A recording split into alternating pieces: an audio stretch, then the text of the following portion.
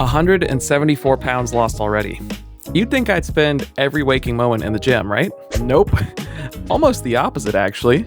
I've learned that sleeping more actually helped me lose weight faster. In fact, one study showed people who slept 8 hours lost 55% more fat than people who only slept 5 hours when they were eating the exact same calories. While losing 174 pounds, starting from 560 going down to 386 currently, I've tested this myself, on and off. And if you're eating right, but the scale won't budge, your sleep, or rather, the lack thereof, might be sabotaging everything. Hey everyone, Josh here with 550 to Fit. So today, I want to break down why sleep is such a game changer for weight loss, what's actually happening in your body when you skip sleep, and the simple strategies that I use to get 7 to 8 hours, because trust me, I definitely struggle with this too.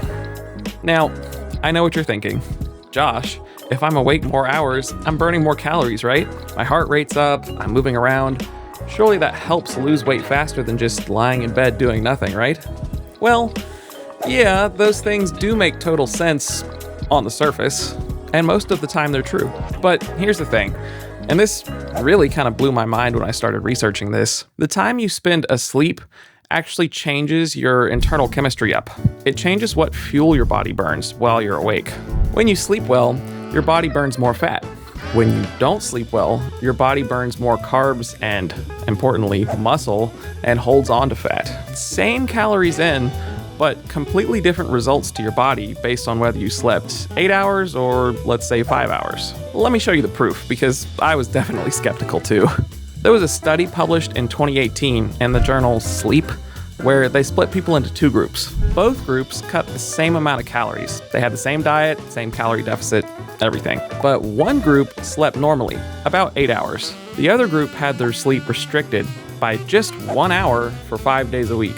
Both groups actually lost about the same amount of total weight, but here's where it gets crazy. The group that slept normally lost a much greater proportion of fat. The sleep-restricted group lost more muscle and less fat, even though they ate the exact same amount. And that was with just 1 hour of difference. That's it. The group that slept more also had what's called a lower resting respiratory quotient, which is just a fancy way of saying that they burned more fat even when they were just sitting around doing nothing, which is like the dream. So yes, sleep literally determines whether you lose more fat or lose more muscle. And if you're trying to lose weight, obviously you want to be losing fat and not muscle. Okay, so we know that sleep affects fat loss, but why? What's actually happening in your body when you don't get enough sleep? It comes down to 5 major hormones that get thrown completely out of whack. And I want to walk you through each one because they each affect your body in crazy ways. First up is leptin. This is the hormone that tells your brain you're full and satisfied. Think of it like the gas meter in your car. It tells you when you have enough energy stored. When you don't sleep enough, your leptin drops. And when your leptin drops, your brain thinks that you're lacking energy, which you are because you are lacking sleep. So what does your brain do? Well, it panics. It starts looking for ways to make up that deficit and hold on to what energy stores it has. This slows down your metabolism, which makes you feel tired. It makes you feel hungrier, and it literally makes you hang on to fat because your brain thinks you're starving.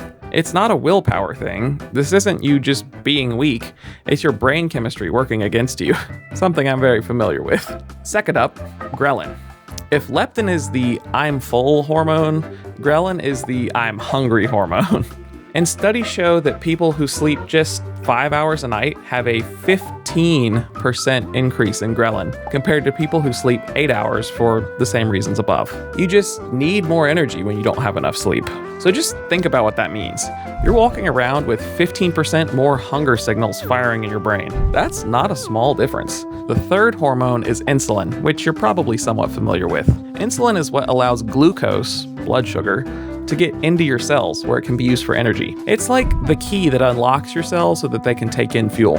But when you're sleep deprived, your cells become resistant to insulin. Your muscles will use about 20 to 30% less glucose than normal. They're basically refusing to take in the fuel, even though insulin is knocking on the door. So now you've got all this extra glucose, sugar, hanging out in your blood with nowhere to go. And your body has to do something with it, which brings us to number 4.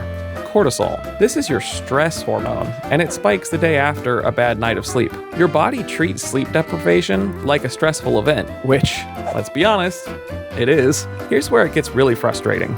That extra cortisol works together with your messed up insulin to tell your body to store that extra glucose as fat, specifically as belly fat.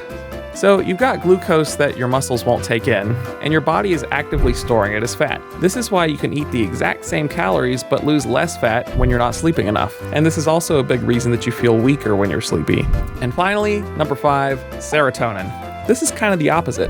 This is one of your happiness hormones.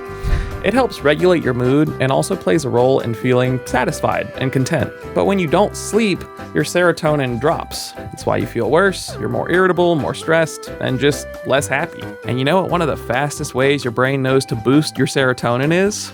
Eating junk food. Chips, cookies, pizza, that stuff lights up your serotonin real fast. So your brain is literally pushing you towards junk food to try and fix the serotonin problem that the lack of sleep created in the first place. It's not that you have no self-control. Again, your brain is literally working against you. So we've covered the research and the hormones. Now, let's talk about what this actually means for your daily life. Because of the hormones that we just talked about, when you're sleep deprived, you're much more likely to eat more. Studies show that people eat an extra 300 or more calories when they're tired. And it's not like you're craving a salad. You're going for the chips, the cookies, the simple carbs that your brain knows will give you a quick hit of energy. Your motivation to exercise? Probably gone. Even if you can force yourself to go to the gym, your peak power output drops because your muscles aren't taking in that energy. Your form suffers. Your ability to recover is even worse. You're essentially making your workouts harder and less effective. And here's the kicker. You probably don't even really realize that sleep is your problem. You just think that you're lazy or have no willpower or you're just bad at this losing weight thing. But it's not you, it's your hormones fighting against you because you're not sleeping enough. I said before that I've experienced this personally. I've been on this weight loss journey for about a year and a half, and most of my plateaus have lined up with when I'm not sleeping well. Your lack of sleep is making your weight loss 2 to 3 times harder than it needs to be. I struggle with this too. Pretty much everybody does. I knew that sleep mattered. I'd done all this research, but I still struggle with it now. After a long day of work, dealing with everything life throws at you, that time where everyone else is sleeping, that's my time. That's when I can relax, finally watch something I wanted to, play some games, just decompress, you know? Going to bed at like 9:30 to 10 really felt like giving up most of my free time. But I realized something. By staying up late, I'm just making my entire life harder. My weight loss is slower, I'm hungrier, I have less energy, work is harder. I was working so much harder than I needed to, in general, for worse results. So you have to figure out how to actually prioritize sleep. And if you're sitting there thinking, Josh, I just don't have 8 hours to sleep. Trust me, I do get it. But here's what you can do to make your sleep as good as you can. Number 1, wake up at the same time every day, even on the weekend. Yeah, I know. Here's why this works. Your body builds up this thing called a sleep drive throughout the day. The longer you're awake, the more your body needs to sleep. It's like filling up a tank. But when you sleep in really late or take long naps, you drain that tank.